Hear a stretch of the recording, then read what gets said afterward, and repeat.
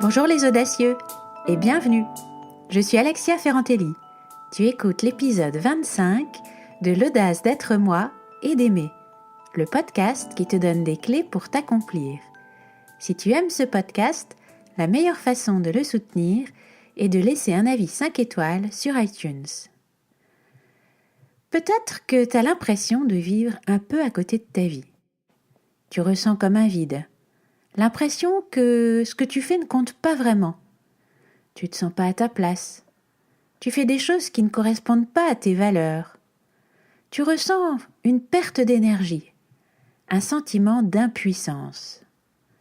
Ça peut vouloir dire qu'il est temps pour toi de partir à la recherche de ta mission de vie. Ta mission correspond à ce que tu es appelé à devenir. Trouver ta mission de vie, c'est trouver ta raison de vivre, ce qui te fait vibrer, ce pourquoi tu es fait. Ta mission de vie te permet de faire vivre le meilleur de toi tout en te connectant à quelque chose qui te dépasse. Ta mission de vie est unique. Elle incarne ce que tu peux offrir de tout à fait singulier au monde. La vie est trop courte pour être petite, disait Benjamin Disraeli. Et tu as tout à fait le pouvoir d'être l'auteur de ta vie et de faire en sorte que ta vie ne soit pas petite. Quel est le sens que tu décides de lui donner ? Pour cheminer vers ta mission de vie, il y a plusieurs axes. Premièrement, cultiver tes talents singuliers. Deuxièmement, développer ta capacité à éprouver les sentiments les plus nobles. Et enfin, identifier ce dont le monde a besoin et qui te touche. Je suis convaincue que chacun a en lui un trésor de ressources. Elles sont parfois inemployées et même insoupçonnées, mais elles existent. Et je trouve tellement dommage de voir le talent de quelqu'un laissé en friche. Quel dommage pour lui d'abord, parce que, comme le dit Spinoza, le bonheur, c'est de réaliser sa nature profonde. Quand tu ne permets pas au meilleur de toi de s'exprimer, de se développer, tu ressens une perte d'énergie et de joie. Pars à la recherche de tes talents, fais-les vivre, sois-en fier, respecte-les, cultive-les, honore-les. Si tu as des enfants, valorise aussi leurs talents. Et pour ça, il faut être lucide sur le biais de négativité du cerveau, dont on a déjà parlé. Notre cerveau aime chercher les problèmes, ce qui ne va pas. Donc, il va avoir tendance à te présenter la longue liste de tes insuffisances, de ce que tu ne sais pas faire, de ce qui semble clocher chez toi. Et tu peux aussi avoir tendance à te concentrer sur ce qui ne va pas chez tes enfants, sur les manques de tes collaborateurs. Ne laisse pas ton cerveau n'en faire qu'à sa tête quand il t'emmène sur ce terrain. Tu peux choisir sur quoi porter ton attention. Alors, focalise-toi plutôt sur les talents qui sont à l'œuvre chez toi et chez les autres. Identifie-les, reconnais-les, valorise-les, admire-les. Quand il y a un domaine où toi et les autres ont des lacunes, c'est pas sur ce domaine qu'il faut concentrer l'essentiel de l'énergie. Bien sûr, si tu identifies une insuffisance telle qu'elle perturbe ta vie et finit par nuire à l'expression de tes talents, alors oui, progresse sur ce sujet suffisamment pour que ce soit plus un obstacle. Mais le plus important reste toujours d'identifier tes zones de talent naturel, car c'est là que réside ton vrai potentiel.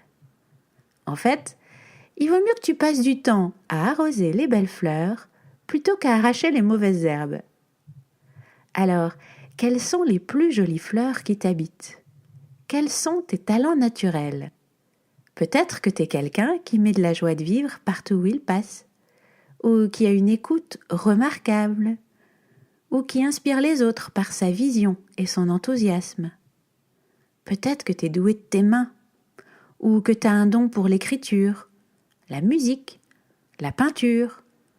Peu importe, explore ce talent, creuse-le pour ton propre bonheur mais aussi pour pouvoir offrir le meilleur de toi aux autres. En plus de tes talents, la deuxième chose à cultiver en toi, c'est ton aptitude à ressentir les sentiments les plus nobles. L'amour, la gratitude, la compassion, l'admiration.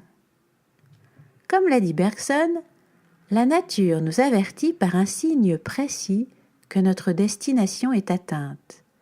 Ce signe est la joie. Chaque fois que tu fais vivre tes talents et chaque fois que tu agis avec altruisme, tu ressens une profonde satisfaction. Dans les deux cas, tu es en adéquation avec ta nature la plus intime et tu ressens donc de la joie. À l'inverse, quand tu t'appliques à faire des choses pour lesquelles tu n'as aucun talent naturel, ou quand tu te laisses envahir par l'égoïsme, le ressentiment, le mensonge, la jalousie, etc., tu ne te sens pas bien. Tu ressens de la colère, de l'abattement. Au fond, t'es malheureux. Cultiver tes talents et tes sentiments les plus nobles est le plus beau des cadeaux que tu puisses te faire. Mais c'est aussi le plus beau des cadeaux que tu puisses faire à ton entourage et au monde. Le monde a besoin des talents de chacun. Et aujourd'hui, tout particulièrement. Le monde de demain est à inventer. Il est en profonde mutation. Nous sommes confrontés à des enjeux sans précédent. Faire ce constat, dans un premier temps, c'est effrayant.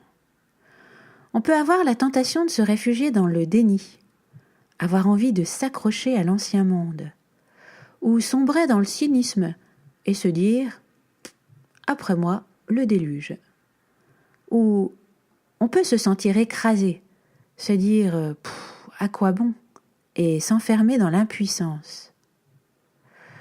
Ou tu peux choisir une autre voie et décider de faire ta part. Décider de devenir acteur pour inventer le monde de demain. Tu peux discerner ce qui peut dépendre de toi dans ce qui ne te convient pas et de la façon dont toi tu peux agir pour y remédier.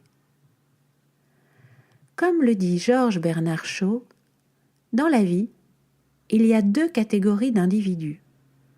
Ceux qui regardent le monde tel qu'il est et se demandent pourquoi, et ceux qui imaginent le monde tel qu'il devrait être et se disent pourquoi pas. Les schémas sur lesquels reposait notre société jusque-là ne sont plus pertinents. Et pour inventer le monde de demain, il me semble que c'est aussi à chacun de nous de se réinventer. Tu peux régulièrement te poser la question : qu'est-ce qui compte le plus pour moi, pour les autres, pour le monde, et t'y employer. Chacun peut contribuer à apporter quelque chose dans le monde sur un sujet qui le touche tout particulièrement grâce à ses qualités uniques.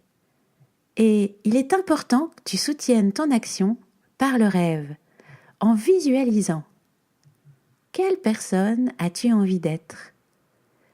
Que ferais-tu qui te rendrait si fier d'être qui tu es ? À quel monde rêves-tu ? Comment pourrait-il être pour que tu te sentes en accord ? Et animé de ces visualisations positives, tu peux avancer par petits pas en direction de ces avenirs désirables pour toi et pour le monde.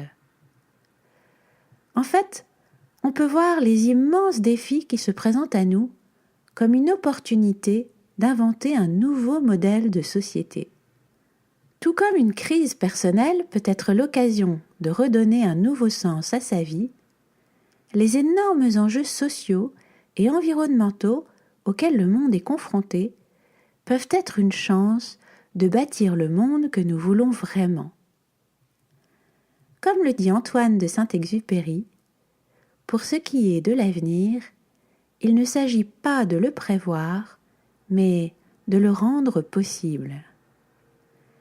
Et c'est vrai aussi bien de l'avenir que tu construis pour ta vie que de l'avenir que nous bâtissons tous ensemble pour le monde. En fait, Ce que je t'invite à faire, c'est d'identifier les talents particuliers qui sont les tiens et de te demander ce que tu veux en faire. Qu'est-ce qui a du sens pour toi? De quoi le monde a-t-il besoin? Y a-t-il une cause à laquelle tu es particulièrement sensible? Veux-tu contribuer à prendre soin de la planète? Veux-tu œuvrer à réduire la pauvreté dans le monde? As-tu envie d'aider les personnes en souffrance à se sentir mieux? Comment? Où est ton désir pour les autres? Germaine Kent disait « Ne sous-estimez jamais le pouvoir que vous avez de faire prendre à votre vie une nouvelle direction. Quoi que tu fasses, où que tu sois, tu peux agir là où tu es, et maintenant, petit pas par petit pas, d'une façon qui te rendra plus heureux, en même temps qu'elle aura un impact positif sur ton environnement. Tu n'es pas impuissant. Ta vie t'appartient et tu peux l'habiter pleinement pour qu'elle ait le sens que tu souhaites lui donner. Tu peux prendre ta place dans le monde et contribuer à ton niveau à le transformer pour qu'il ressemble plus à ce que tu veux qu'il soit. Alors voilà ce que je te propose cette semaine. Prends quelques minutes chaque jour pour imaginer concrètement ce que serait l'avenir dont tu rêves. Où es-tu? Avec qui? Comment se déroulent tes journées? Qu'est-ce que tu fais? Comment te comportes-tu? Comment te sens-tu? Qu'est-ce qui te rend si heureux et si fier de toi? Comment fonctionne la société? Quelles sont les nouvelles valeurs qui régissent le monde et qui te mettent en joie? Une autre proposition est de te projeter aux derniers instants de ta vie et de réfléchir aux actions que tu aurais souhaité accomplir pour partir sans regret. Quel impact as-tu eu sur ton entourage, sur le monde? Avec ces deux petits exercices, tu vas identifier ce qui est vraiment important pour toi. Quelles sont tes aspirations profondes? Commence à mettre en œuvre de petites actions en direction de ces aspirations que tu as identifiées. Tu n'as pas besoin d'avoir déterminé parfaitement ce que tu veux faire pour entrer en action. Il suffit que tu aies un embryon de ce que tu aimes faire et de ce qui a du sens pour toi et d'agir. En agissant, tu sentiras le bien-être et l'énergie s'installer. Les choses te sembleront fluides. Tu franchiras les obstacles. Tu seras dans la joie. Et en avançant, tu affineras au fur et à mesure de ton cheminement et peu à peu, ta mission de vie se précisera. Je te laisse avec cette citation d'Aristote. Là où vos talents et les besoins du monde se rencontrent, là se trouve votre vocation. Merci d'avoir écouté l'audace d'être moi et d'aimer. J'aimerais lire ton commentaire sur cet épisode. Dis-moi ce que tu en penses sur Facebook, LinkedIn, Instagram ou sur le site internet l'audace-d'être-moi.com, tout collé sans apostrophe. Je suis impatiente de te lire. Ce serait aussi génial si tu prenais un moment pour écrire un avis rapide sur iTunes. Pour toute question, commentaire ou sujet que tu aimerais que j'aborde dans un épisode, rendez-vous sur l'audace-d'être-moi.com. Abonne-toi avec l'application de ton choix pour recevoir ton épisode gratuit chaque vendredi. Et surtout, partage avec tes amis. À la semaine prochaine!